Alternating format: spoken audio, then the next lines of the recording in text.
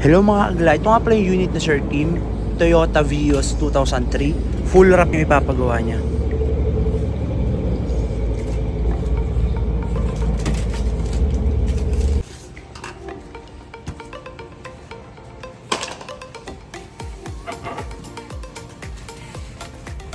Yan, kung mapapansin nyo yung flooring niya, wala rin deadening. Kahit dun sa trunk flooring, wala rin po. Ayan, bare din siya. Yung ceiling niya may foam.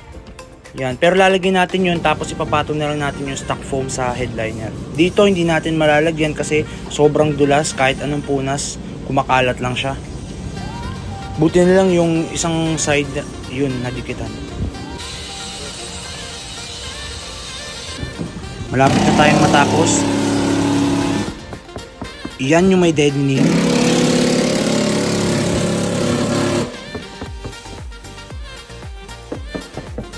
Ito yung walang deadening.